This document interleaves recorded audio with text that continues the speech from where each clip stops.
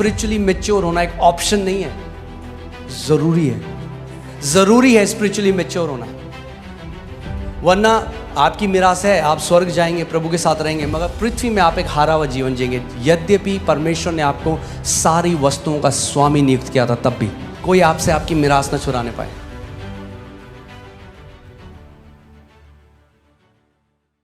इतना ज़रूरी है जो हम लोगों के मुंह से निकलता है, इस बात को समझना बहुत ज़रूरी है। एक परमेश्वर के दास केनेथी हेगन, वो एक लड़के के लिए प्रार्थना करने गए। वो 37 साल का था, 37 साल का था और कोमा में था। और वो जैसे ही हॉस्पिटल के कमरे में गए, उन्होंने हाथ रखा, प्रभु ने एकदम बोला अपना हाथ हटा ले क्योंकि ये बचेगा नहीं, मर जाएगा। और वो जो विश्वास करते रहे, जो डॉक्टर था उनकी बिल्कुल अगेंस्ट था, क्योंकि वो विश्वास करते रहे चंगाई सबके लिए। उन्होंने कहा प्रभु ये कैसे हो सकता है, मैं हमेशा विश्वास मैंने सिखाया चंगाई सबके लिए। और प्रभु ने उनको बताया कि इस लड़के ने बचपन से बार बार एक गलत अंगीकार किया, और आत्मिक जहां में एक नियम है। तरह अगर मैं आपको समझाऊं सरल भाषा में, तो आत्मिक जहां में एक, समझ लीजिए एक बड़ा सा व्हील है, एक पहिया है, और जब आप किसी बात को लगातार कन्फेस करते हो, वो पहिया घूमने लग जाता है, उसको गति मिल जाती है। और जब उसको गति मिल जाती है, परमेश्वर भी आपकी अथॉरिटी को ओवर पावर नहीं करता। आप समझ रहे हैं मैं क्या कह रहा हूं? और प्रभु ने कहा अगर ये जिंदा होता, अगर ये कोमा के बाहर होता तो ये ठीक हो जाता। और फिर उन्होंने उसके भाई से कंफर्म किया, उसने कहा बिल्कुल सही बात है। जब ये छोटा था तब से ही कहता था मैं 40 साल तक जिंदा नहीं रहूँगा। पता नहीं क्यों कहता था, हम भी बोलते रहे कि आप, हर बार बोलता रहता था। कैंप में गए हम, वहाँ पे भी कहता था मैं 40 साल नहीं देखूंगा अपने जीवन में।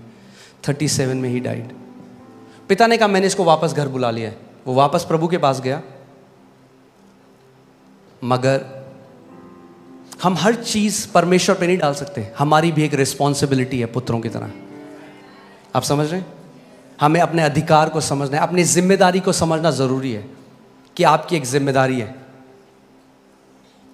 नीति वचन 18:21 में लिखा है, जीव के वश में मृत्यु और जीवन दोनों होते हैं, और जो उसे काम में लाना जानता है वह उसका फल भोगेगा।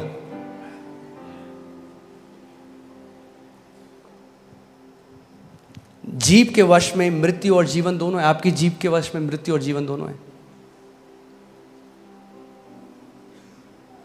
और आप चाहे तो उपवास कर लें, चर्च आ जाएं, मगर अगर आप लगातार मृत्यु बोल रहे हैं तो उस समय आ रहा है जब आप वो फल खाएंगे। अगर आप जीवन बोल रहे हैं तो अब वो फल समय आ रहा है जब आप उसको खाएंगे। एक डिले है स्पिरिचुअल रेल्म में और यहां पे होने में चीजें।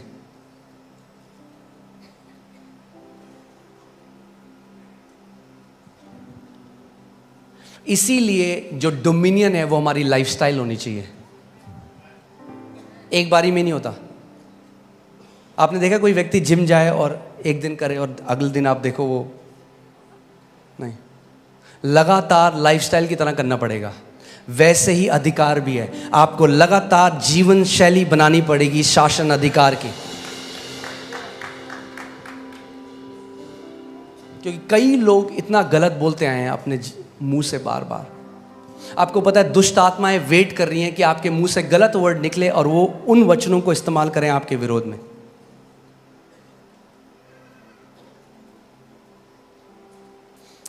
आत्मिक जहां में जो लड़ाई होती है वो वर्ड्स से होती है, पता है आपको?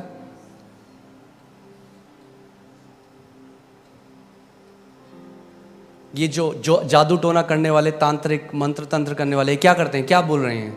वर्ड्स बोल रहे हैं, कर्स कर रहे हैं, श्राप दे रहे हैं, और उन शब्दों को दुष्ट आत्माएं लेती हैं और जाती हैं काम असाइनमेंट में। वैसे ही जब हम परमेश्वर के वचन को बोलते हैं तो स्वर्गदूत एक्टिवेट हो जाते हैं, उन वचनों को लेते हैं और वो असाइनमेंट में काम पे जाते हैं। मगर अगर आपका मुंह बंद है, यद्यपि जय आपका इनहेरिटेंस है, आपकी मिरास है, आप जय में नहीं जी सकते। कई लोग सेम स्टोरी बोल रहे हैं 40 साल से, उसने मेरे साथ ऐसा किया, और वो जब बोलते रहते हैं, दुष्ट आत्माएं बहुत खुश होती हैं। वाह, बोलता रहे, तेरे को हम दबा के रखेंगे जिंदगी भर। मगर जिस दिन वो परमेश्वर के वचनों को बोलने लग जाएंगे, जिस दिन वो परमेश्वर के पुत्र के अधिकार को समझने लग जाएंगे, वो ट्रांसफॉर्मेशन अपने जीवन में होने देगी। आमीन। आपको पता है कितने मसीह लोगों की बात कर रहा हूं मैं, जो प्रभु के बेटे और बेटियां हैं, वो टाइम से पहले चले गए, प्रभु ने उनको ले गया, उनका मुंह उनको ले गया। क्योंकि परमेश्वर आपकी फ्री विल को ओवरराइड नहीं करेगा। यही तो मैं कह रहा हूं, परमेश्वर को कंट्रोल करना होता तो सबसे पहले आदम और ईव को कंट्रोल कर देता बगीचे में। परमेश्वर आपको कंट्रोल, आप मुंह से जो भी बोलेंगे परमेश्वर कंट्रोल नहीं करेगा, वो आपको लीड करेगा, कंट्रोल नहीं करेगा कभी भी। इसीलिए जितने परमेश्वर की आत्मा के चले। और बताइए भाई साहब कैसे हैं? अरे क्या बताएं, सैलरी 15 तारीख को खत्म हो जाती है। अरे पूछा मैंने, वो क्यों गा रहे हो अपने लैक का गाना सब जगह कि कमी घटी है? अरे बोलो मसीह में मैं आशीषित हूं, देखो क्या होगा। जितना कमी घटी बोलोगे उतना कमी घटी में जियोगे, जितना अबंडेंस बोलोगे उतना अबंडेंस में जियोगे, जितना चंगाई बोलोगे उतना चंगाई में जियोगे, जितना ब्लेसिंग बोलोगे उतना ब्लेसिंग में जियोगे। कई बार लोग इस बात को समझते नहीं, वो कह रहे पास्टर हम प्रार्थना कर रहे हैं, क्यों नहीं आता, क्यों नहीं हमारे साथ होता, हम इतने लैक में। और आप 5 मिनट जब मैं उनकी बात सुनता हूँ ना, तो मैं इतना लैक सुनता हूँ उसमें, इतनी कमी घटी 5 मिनट में वो बोल देते हैं। मैं कहता हूँ क्या होगा घर पे अगर ये कितना बोलते होंगे, कमी घटी। और जो स्वर्गदूत आ भी रहे होंगे ना प्रोविजन लेके। नीति वचन 6:2 देखते हैं। नीति वचन 6:2, तो तू अपने ही मुंह के वचनों से फंसा और अपने ही मुंह की बातों से पकड़ा गया। कैसे फंसे आप? इंग्लिश बाइबल में लिखा है, you are snared by the words of your mouth. Snared जो वर्ड है वो है जो शिकारी जो फंदा लगाते हैं चिड़ियों को फंसाने के लिए। सो प्रभु कह रहा है तूने अपने मुंह से अपने लिए फंदा लगाया और फिर कूद गया उसके अंदर, ये तूने किया है। लोग कहते हैं मैंने कब किया? जब आप बार बार कमी घटी की बात करते हो तो क्या आएगा आपके पास? कमी घटी।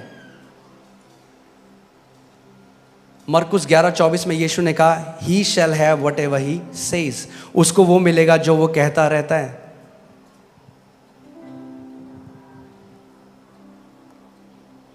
कुछ लोग हैं वो लगातार बीमारी की बात करते हैं, लगातार, हाय मेरे यहाँ दर्द, हाय मेरे यहाँ दर्द, हाय मेरे यहाँ दर्द। और ठीक है दर्द है, उसके लिए मना नहीं कर रहे, मगर चंगाई की आयतें बोलने लग जाओ जो बाइबल में दर्द चला जाएगा। पुत्र की तरह हमें बोलना सीखना पड़ेगा, पुत्र की तरह बोलना सीखना पड़ेगा।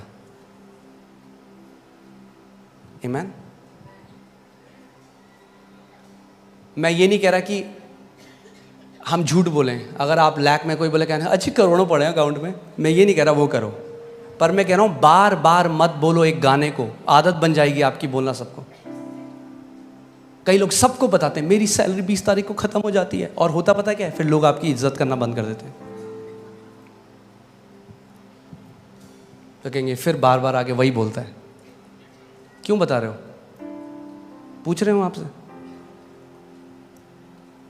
अपने कमरे में जाओ, वचन खोलो, खुदा को बताओ उसका वचन क्या कहता है। उसका वचन कहता है मुझे रिमाइंड करा, मुझे स्मरण दिला कि मैंने क्या कहा है। आमीन। मैं आपको बता रहा हूं, जो आप कंटिन्यूअली कन्फेस करते हो वो आप खाने लग जाओगे। जो आप लगातार जिसकी घोषणा करते हो वो फल आप खाने लग जाओगे यीशु के नाम में।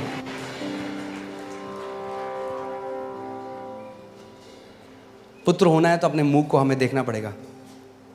नीति वचन 18:21, जीव के वश में मृत्यु और जीवन दोनों होते हैं, और जो उसे काम में लाना जानता है वह उसका फल भोगेगा। जो उसको काम में लाना जानता है। अब हम बोलेंगे जीव को किसको काम में लाना नहीं आता? बहुतों को। जिसके लिए दी थी उसका उल्टा कर रहे हैं हम लोग। जीवन के लिए दी थी, कई लोग मृत्यु बोल रहे हैं इसे।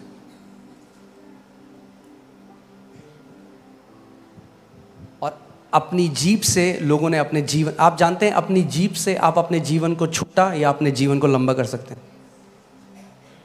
अपनी जीभ से आप गरीबी में जी सकते हैं पूरे जीवन, या आप समृद्धि में जी सकते हैं। अपनी जीभ से आप बीमारी में जी सकते हैं या अपनी जीभ से आप चंगाई में जी सकते हैं।